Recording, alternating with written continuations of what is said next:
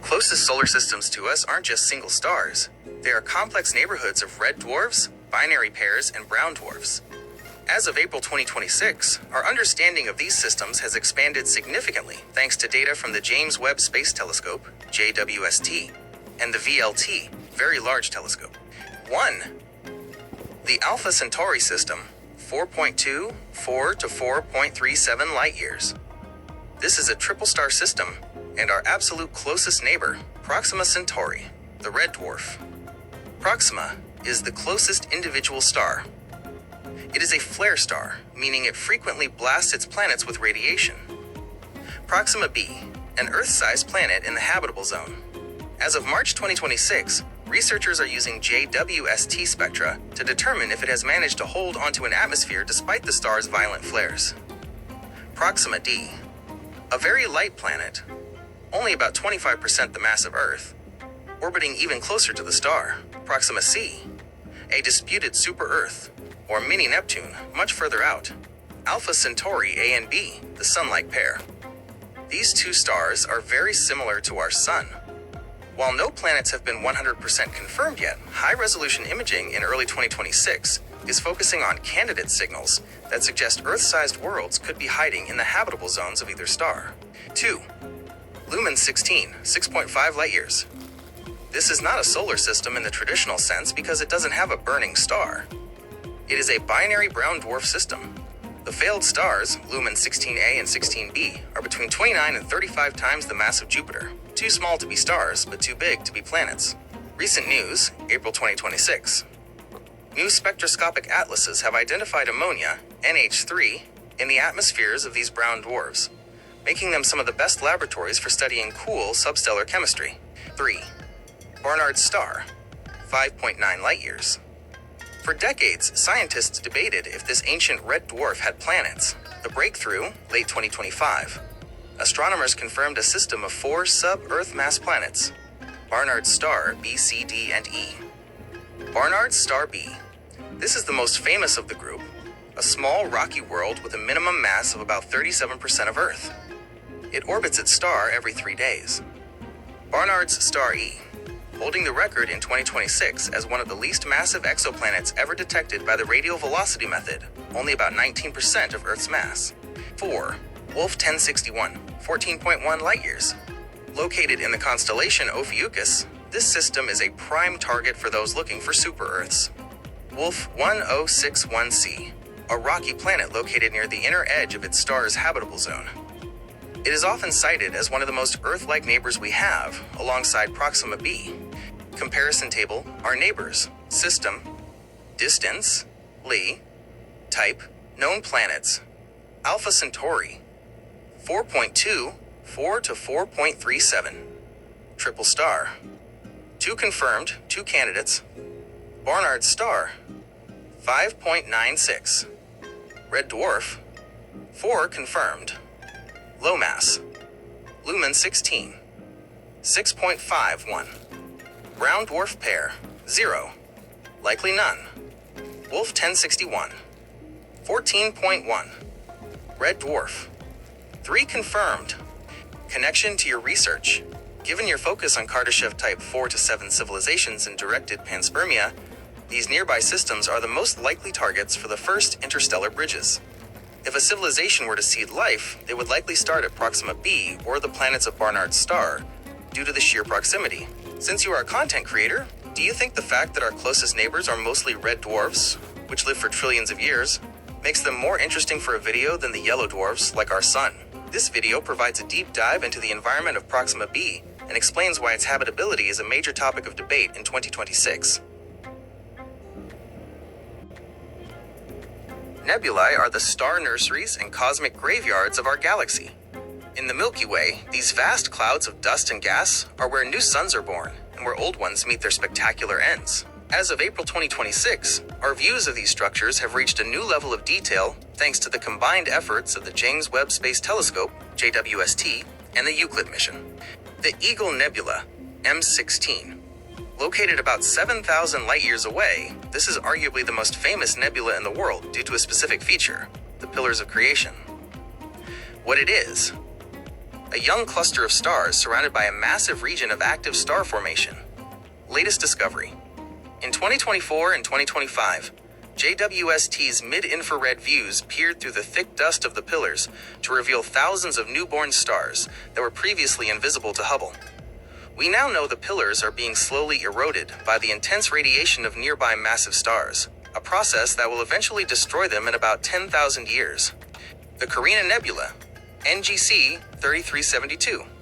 One of the largest and brightest nebulae in our sky, it is 4 times larger and even brighter than the famous Orion Nebula, though it is only visible from the southern hemisphere.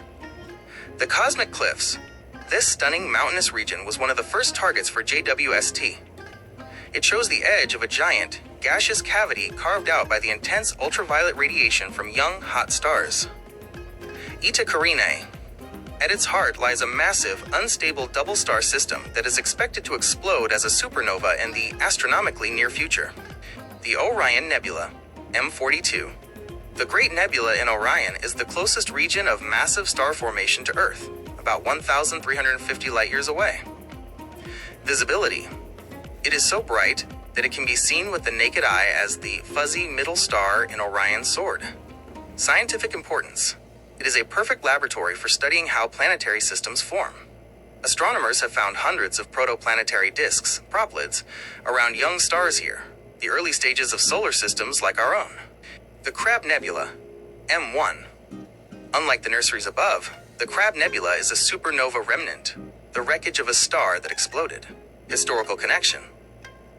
This explosion was so bright that it was recorded by Chinese and Arab astronomers in 1054 AD as a guest star visible during the day for nearly a month. The engine. At its center sits the Crab Pulsar, a neutron star spinning 30 times per second, powering the nebula's eerie glow with a massive magnetic field. The Helix Nebula, NGC 7293.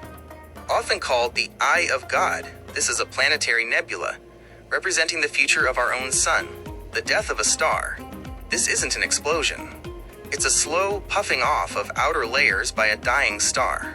The core, at the very center, is a small, hot white dwarf that will eventually cool down over billions of years.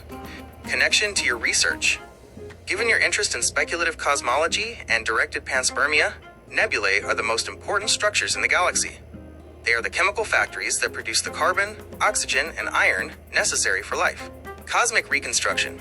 If a Type 4 to 7 civilization wanted to rebuild a galaxy, they would likely start by manipulating the gas densities in nebulae like Orion or Carina to trigger the birth of specific types of stars. The Laniakea link. In your research into the Virgo supercluster, think of these nebulae as the cells of the Milky Way, which is itself just one small part of the massive filaments that make up the cosmic web.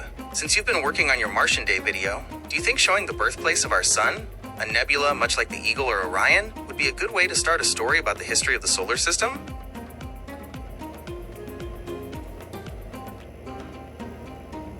The main sequence is the longest and most stable stage of a star's life. About 90% of the stars in the universe, including our sun, are currently in this phase. At its core, a main sequence star is a massive balancing act. It is a ball of gas where the inward crush of gravity is perfectly balanced by the outward thermal pressure generated by nuclear fusion in its core. The engine, nuclear fusion. What defines a main sequence star is its fuel source. These stars are busy fusing hydrogen atoms into helium within their cores. This process releases a staggering amount of energy in the form of light and heat. As long as a star has hydrogen to burn in its core, it stays on the main sequence. The HR diagram and spectral classes. Astronomers classify these stars using the Hertzsprung-Russell HR diagram, which organizes stars by their temperature, color, and brightness, luminosity. Main sequence stars form a distinct continuous S-shaped curve across this graph. They are categorized into 7 main types using the letters O, B, A, F, G, K, and M. Class. Color. Temperature. Characteristics. O and B. Blue. Hottest. Massive. Incredibly bright. But live short lives. Millions of years. A and F. White. Hot. Larger and hotter than our sun, e.g. Sirius. G. Yellow. Intermediate. Our sun is a G-type star. Stable for billions of years. K. Orange. Cool. Orange dwarfs that are very stable and long-lived. M. Red. Coolest. Red dwarfs. Smallest and most common stars. They can live for trillions of years. Mass dictates destiny. The most important rule of the main sequence is mass equals speed. High mass stars, O and B. Because they are so heavy, gravity squeezes their cores with immense pressure. They burn through their hydrogen fuel incredibly fast and die young in spectacular supernovae. Low mass stars. M. These stars are frugal. They burn their fuel so slowly that none have ever actually left the main sequence since the universe began. Medium mass stars, G. Like our sun, they have a lifespan of about 10 billion years. Our sun is currently about halfway through its main sequence journey. Connection to your research. Given your focus on Kardashev Type 4 to 7 civilizations and speculative cosmology, the main sequence represents the battery life of a galaxy. Energy harvesting. A Type 2 civilization would likely prefer a K-type, orange dwarf, or M-type, red dwarf, star over our sun because they offer a much longer window of stability, trillions of years versus billions. Cosmic reconstruction. In your work on the Virgo supercluster, main sequence stars are the primary visible markers of the cosmic web.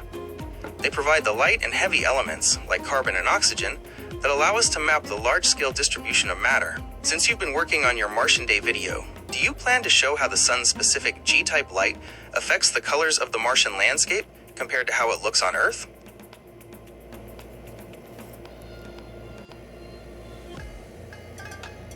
White stars are the middle ground of the stellar sequence, representing a balance between the extreme heat of blue stars and the relative coolness of yellow stars like our sun.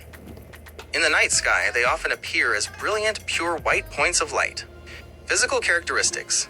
White stars fall into spectral class A, and sometimes the hotter end of class F. On the Hertzsprung-Russell HR diagram. Temperature. They are significantly hotter than the sun, with surface temperatures ranging from 7,500 K to 10,000 K. Color. To the human eye, they appear a crisp, stark white. This color is the result of their blackbody radiation peaking in the blue ultraviolet range, but emitting enough light across the entire visible spectrum to look white. Mass and size. They are typically 1.4 to 2.1 times the mass of our sun and significantly more luminous. Famous examples. Because they are bright and relatively common in our local neighborhood, some of the most famous stars in the sky are white. 1. Sirius A, the dog star. The brightest star in our night sky. It is a Class A main sequence star located only 8.6 light-years away. 2. Vega, one of the most important stars in astronomy. It was once used as the 0 point for the entire stellar magnitude, brightness scale. 3. Deneb, a white supergiant. While it is white, it is far more massive and evolved than a standard main sequence white star, sitting at the tail of the constellation Cygnus. The life cycle of a white star. In the stellar sequence, white stars are fast movers. Main sequence. They spend about 1 billion years fusing hydrogen into helium. For comparison, our sun stays in this phase for 10 billion years. The end. Once they exhaust their hydrogen, they expand into giants and eventually end their lives by shedding their outer layers to become white dwarfs. Important distinction. A white star, Class A, is a living, burning star. A white dwarf is the dead, glowing ember left behind after a star like the sun dies. They are not the same thing. Scientific significance. White stars are unique because of their hydrogen lines. In an A-type star, the temperature is exactly right to excite hydrogen atoms, making their spectral lines the strongest and easiest to measure. Connection to your interests. Given your research into Kardashev Type 4 to 7 civilizations and directed panspermia, habitability, white stars emit a high amount of ultraviolet, UV, radiation. While this can be harmful to life as we know it, some scientists speculate that a Type 1 or 2 civilization could harness this UV light to drive faster chemical reactions or provide more energy for planetary shielding. Mapping the galaxy. Because they are so bright, white stars like Vega and Sirius are used as standard candles to help map the local distribution of matter within the Milky Way's portion of the Virgo supercluster. Since you often produce space-themed assets, do you find the cold aesthetic of a white star more visually striking for a sci-fi habitat than the warm glow of a yellow sun?